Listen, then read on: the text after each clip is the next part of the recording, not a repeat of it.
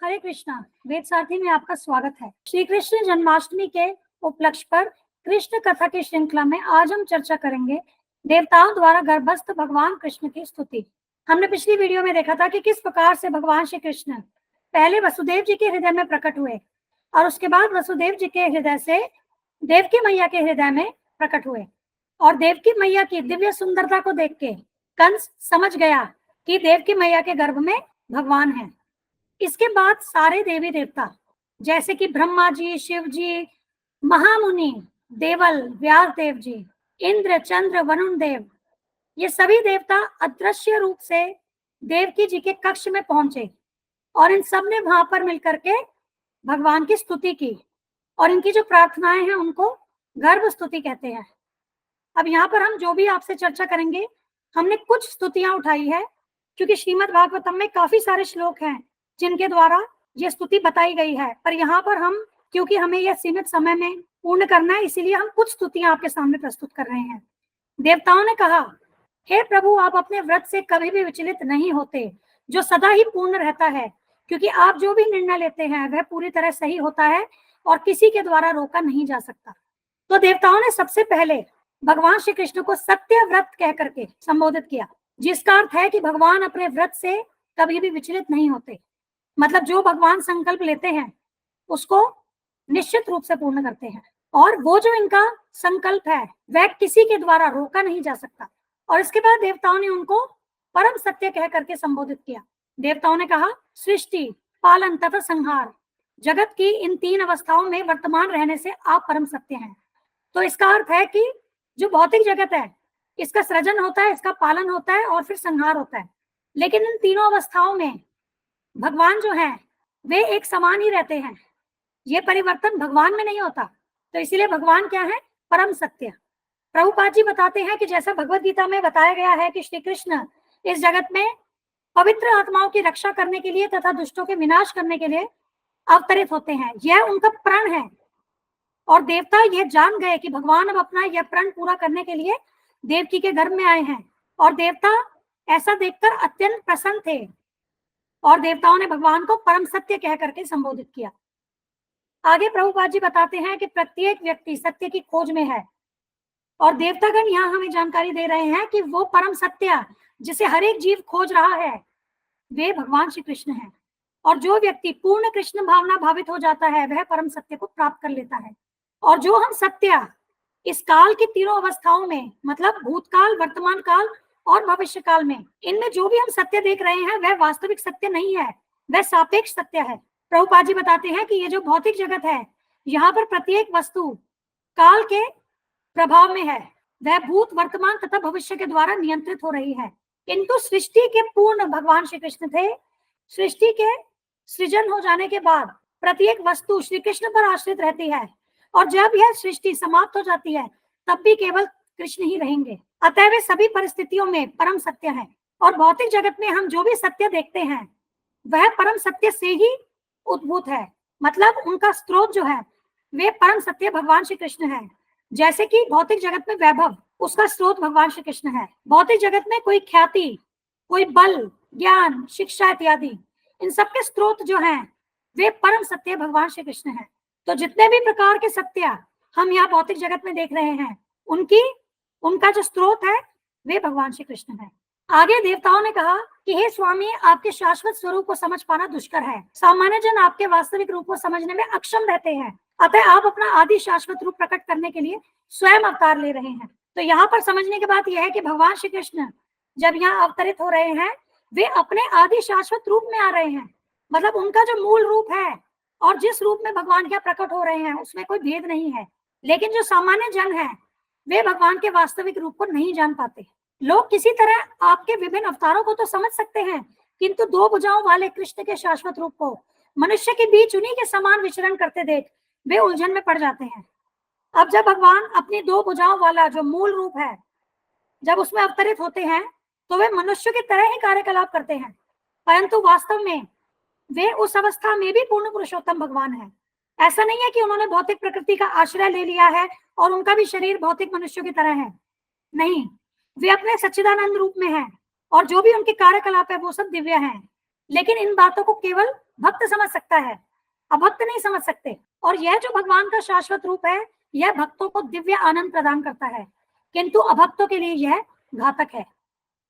इसमें प्रभुपाद जी बताते हैं कि जैसा कि भगवत गीता में कहा है कि कृष्ण भगवान साधुओं के लिए अत्यंत मोहक है, परित्राणाय साधु नाम, किंतु यह रूप असुरों के लिए अत्यंत घातक है, क्योंकि कृष्ण असुरों के वध के लिए अवतरित होते हैं।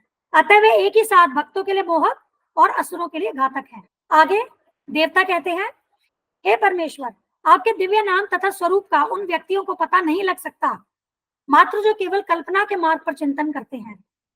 आपके नाम, रूप तथा गुणों का केवल भक्ति द्वारा ही पता लगाया जा सकता है। अब ये देखिए, ये कितना महत्वपूर्ण है कि यदि हम कल्पना के द्वारा भगवान को समझने का प्रयास करें, हम भगवान के बारे में कुछ भी नहीं जान सकते। यदि हम भगवान को जानना चाहते हैं तो वो हम केवल भक्ति के द्वारा ही जान सकते हैं। श्री ब्रह्म संहिता, जिसमें ब्रह्मा जी भगवान श्री कृष्ण की स्तुति करते हैं, वेदेषु दुर्लभम अदुर्लभ आत्मभक्तौ। आप कितने भी वेद पढ़ लें, कितने भी ज्ञानी हो जाएं, लेकिन इन सबसे हम भगवान को प्राप्त नहीं कर सकते। केवल भक्ति के द्वारा ही हम भगवान को प्राप्त कर सकते हैं। और भगवान का जो शाश्वत रूप है, उसका वर्णन श्री ब्रह्म संहिता में दिया है। लेकिन यदि हम उस प्रामाणिक ग्रंथ को न मानकर अपनी कल्पना से भगवान का रूप, भगवान के गुण, भगवान की लीलाएं, ये सब समझने का प्रयास करेंगे, तो वो केवल मनोधर्म होगा। कल्पना के द्वारा हम ये चीजें नहीं जान पाएंगे। आगे देवतागण कहते हैं, हे प्रभु, आप यदुवंश में सर्वश्रेष्ठ के रूप में प्रकट हो रहे हैं और हम आपके चरण कमलों में अपना सादर विनम्र नमस्कार कर रहे हैं। इस अवतार के पहले आप मत्स्य, अश्व, कूर्म, अर्ध पुरुष, अर्ध सिंह, वराह, हंस, भगवान रामचंद्र, परशुराम इत्यादि अनेक अवतार ले चुके हैं। आप भक्तों की ही रक्षा के लिए प्रकट होते रहे हैं। अतः हम आपसे प्रार्थना करते हैं कि आप अपने प्रस्तुत रूप में हमें तीनों लोकों में वैसी सुरक्षा प्रदान करें और शांतिपूर्ण जीवन यापन के लिए मार्ग के समस्त अवरोधों को दूर करें। अब यहाँ देवी देवता भगवान श्री कृष्ण की शरणागति ले रहे हैं। वे उनसे सुरक्षा प्राप्त करने की विनती कर रहे हैं। श्रील प्रभुपाद जी व्याख्यान में कहते हैं कि भौतिक जगत में हम देखेंगे कि कई मनुष्य जो हैं वो देवी देवताओं की शरणागति लेते हैं, और भगवान श्री कृष्ण ने भगवत गीता में ऐसे मनुष्य को कम बुद्धि वाला बताया है। अब यहाँ पर देखिए, वही देवी देवता वे किनका आश्रय ले रहे हैं? वे भगवान श्री कृष्ण का आश्रय ले रहे हैं, क्योंकि भगवान श्री कृष्ण ही परम सत्य है। भगवान श्री कृष्ण ही वास्तव में हमें सुरक्षा प्रदान कर सकते हैं। और भगवत गीता में भगवान श्री कृष्ण कहते हैं कि देवी देवता के द्वारा प्राप्त किया गया वर वास्तव में वह भगवान श्री कृष्ण के द्वारा ही दिया गया होता है। तो इसीलिए मनुष्यों को परम सत्य भगवान श्री कृष्ण की शरणागति लेनी चाहिए, क्योंकि वास्तविक सुरक्षा भगवान श्री कृष्ण ही प्रदान कर सकते हैं। देवी देवता तो वास्तव में इस भौतिक जगत के प्रबंधक हैं। वे भगवान की आज्ञा अनुसार इस भौतिक जगत में विभिन्न विभिन्न कार्यभार संभाल रहे हैं। तो वे परम सत्य नहीं है। इसलिए बुद्धिमान वही है जो सृष्टि के मूल, देवी देवताओं के मूल, हर एक जीव के मूल परम सत्य भगवान श्री कृष्ण की शरणागति ले। आगे देवता कहते हैं, विविध कार्यों में लगे रहने पर भी जिन भक्तों के मन आपके चरण कमलों में पूरी तरह लीन रहते हैं और जो निरंतर आपके दिव्य नामों तथा रूपों का श्रवण, कीर्तन, चिंतन करते हैं तथा अन्यों को स्मरण कराते हैं, वे सदैव दिव्य पद पर स्थित रहते हैं और इस प्रकार से पूर्ण पुरुषोत्तम भगवान को समझ सकते हैं।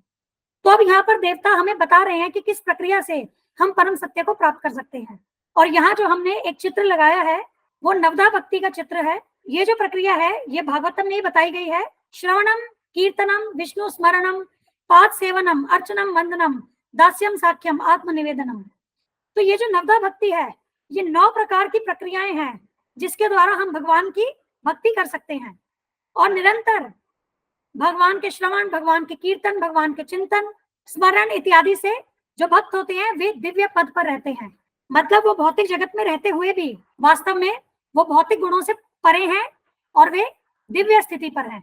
और इस दिव्य स्थिति को प्राप्त करके वे भगवान श्री कृष्ण को समझ सकते हैं। और भगवत गीता में भी आया है, भगवान श्री कृष्ण कहते हैं, भक्त्या माम अभिजानति, कि केवल भक्त ही मुझे तत्व रूप से जान सकता है। और यही चीज ब्रह्म संहिता में, जैसा कि अभी हमने चर्चा की, वेदेश दुर्लभम अदुर्लभ आत्मभक्त, तो भगवान भक्ति के द्वारा ही प्राप्त किए जा सकते हैं। तो देखिए, हमारे शास्त्रों में कोई विरोधाभास नहीं है। तो ये प्रक्रिया देखिए अलग अलग ग्रंथों में हमें बताई गई है कि इसके द्वारा हम भगवान को सरलता से प्राप्त कर सकते हैं। आगे देवता कहते हैं, हे माता देवकी, आपके तथा हमारे सौभाग्य से भगवान अपने सभी स्वांशों यथा बलदेव समेत अब आपके गर्भ में है। अतएव आपको उस कंस से भयभीत नहीं होना है जिसने भगवान के हाथों से मारे जाने की ठान ली है। आपका शाश्वत पुत्र कृष्ण सारे यदुवंश का रक्षक होगा। तो यहाँ पर देवता देवकी माता को सांत्वना दे रहे हैं। आपका पुत्र भगवान है और वह अपने स्वांश बलदेव के साथ प्रकट होने वाला है। वह आपकी पूरी रक्षा करेगा और उस कंस का वध करेगा जिसने भगवान के प्रति शत्रुता बनाए रखने का निश्चय कर लिया है। इस पर श्रील प्रभुपाद जी बताते हैं कि देवकी मैया अपने भाई कंस से अत्यंत भयभीत थी क्योंकि उन्होंने उनके कई शिशु मार दिए थे। वे कृष्ण के विषय में अत्यंत चिंतित रहती थी कि अब मेरा जो ये 8वां पुत्र आएगा तो कहीं कंस मेरे 8वें पुत्र को भी ना मार दे। तो विष्णु पुराण में कहा गया है कि देवकी को सांत्वना प्रदान करने के लिए सभी देवता अपनी पत्नियों सहित उनसे मिलते रहते थे। तो देखिए, जब देवकी माता ने कृष्ण भगवान को गर्भ में धारण किया तब देवी देवता सब उनके पास जाया करते थे और उन्हें प्रोत्साहित करते थे कि वे डरे नहीं, उनका पुत्र कंस को मार देगा। और उनके गर्भ में स्थित कृष्ण को न केवल संसार का भार कम करने अपितु उन्हें यदुवंश के हित की रक्षा करने और विशेष रूप से देवकी तथा वसुदेव की रक्षा करने के लिए प्रकट होना था। इस प्रकार से पूर्ण पुरुषोत्तम भगवान विष्णु की स्तुति करने के बाद सारे देवता ब्रह्मा जी तथा शिव जी को आगे करके अपने अपने स्वर्ग आवासों को लौट गए। तो हमें क्षमा कीजिएगा, इस वीडियो में हमने कुछ ही श्लोक लिए हैं, अन्यथा ये वीडियो बहुत बड़ी हो जाती। परंतु हम आपसे विनती करते हैं कि आप श्रीमद् भागवतम का जो 10वां स्कंद है उसके शुरू के जो 3 अध्याय हैं वो भगवान के प्राकट्य के ऊपर हैं। आप समय निकाल करके उनको अवश्य पढ़िए और श्रील प्रभुपाद जी के द्वारा जो श्रीमद् भागवतम पे टीका है उसी को पढ़िएगा, क्योंकि वही वास्तव में भक्त के द्वारा लिखा गया टीका है और भक्त के द्वारा भागवत कथा वही वास्तव में हमारे हृदय में जो सोया हुआ भगवान के लिए प्रेम है, जो हम जन्म जन्मांतर से हम भूल गए हैं, उसे पुनः जागृत करने में सक्षम है। धन्यवाद। इस कथा को हम यहीं विराम देंगे।